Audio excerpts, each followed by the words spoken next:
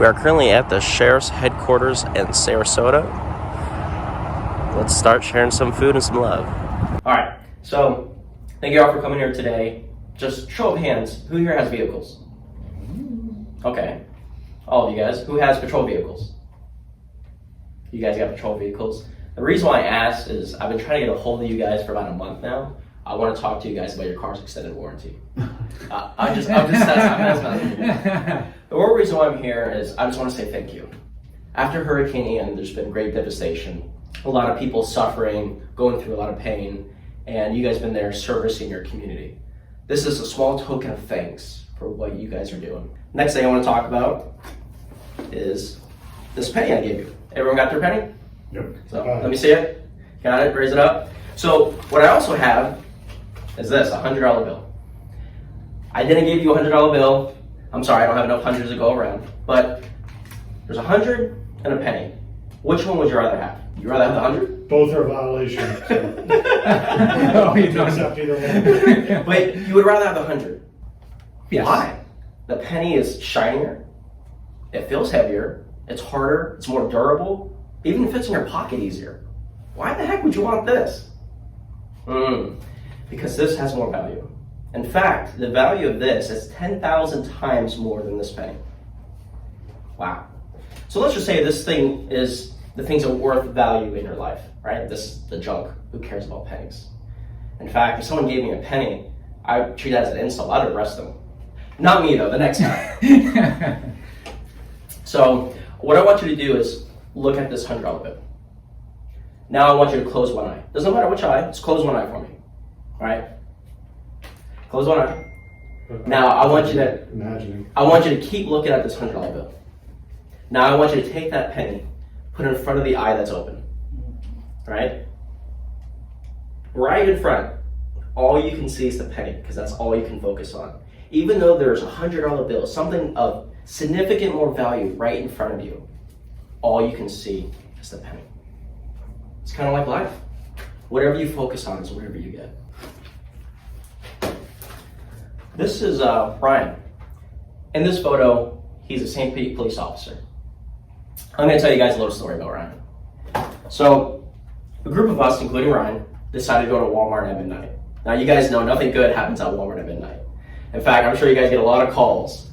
So if you've ever been to Walmart at midnight, you know that's when they restock, right? Less people there, there's all these boxes, they're opening them up, they're taking the stuff out, putting them on the shelves, and they're crunching the boxes down. So a group of us, we go to Walmart, gather all these boxes, and we put them in the trunk of our vehicle. 3 vehicles full of boxes, ton of boxes, hundreds of them. Now, before I tell you what we're gonna do about them, you guys are officers, right? And I really like my freedom and I don't want to go to jail. So the following events may or may not have happened, but for the sake of the story, so we take these boxes and we dump them in the middle of the park, right? It's probably like 1 in the morning. And then we take the boxes and we fold them back in the boxes. So we got hundreds of boxes. Now, what does a group of young adolescent adults do with a bunch of boxes? What any other sensible adult would do? We built a fort. We built a giant box fort in the middle of a park, 6 feet tall, 15 feet by 10 feet. Thing was massive. We even got packaging tape and we taped it all around, made it nice and secure. It took us from 2 a.m. to 7 a.m. to complete this. Now, I was the mastermind behind the operation and a gentleman walks up, right? It's probably about 7:30. He walks up, I approach him. He's like, "What are you guys doing?" Again, me being the mastermind, I quickly said, "Oh, we're architects. This is a project we're working on." He looks at me. "Oh, okay." Walks off. Dodge a bullet there. As soon as he walked out of view, we hightail it out of there, leave that massive box fort there. It was amazing, hilarious. Let me tell you another story.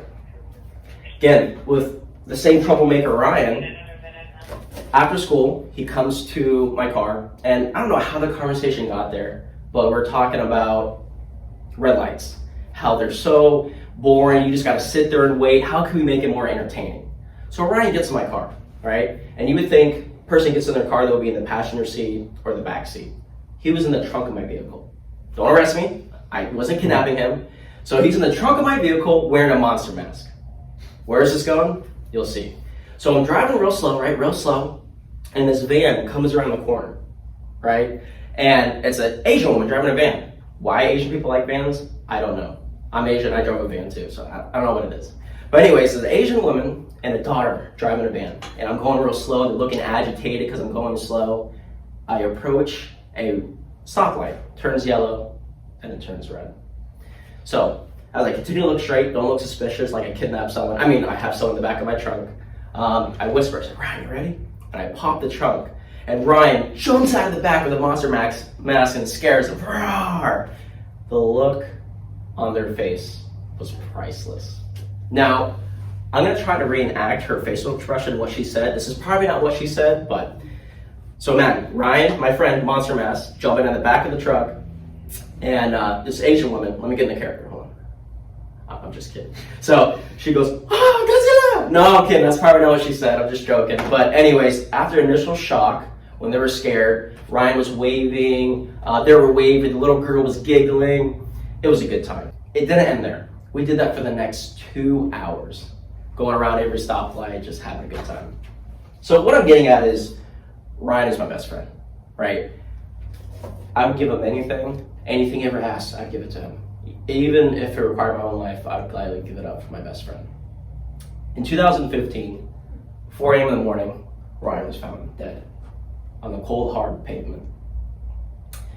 Cause of death was a self-inflicted gunshot wound to the head by his police-issued pistol. Why? His funeral was at Calvary Chapel, big 2-story pink church. Place was filled. Whole police department came, paid their respect. Place was filled with people that loved him. Why? I was so angry for so many years.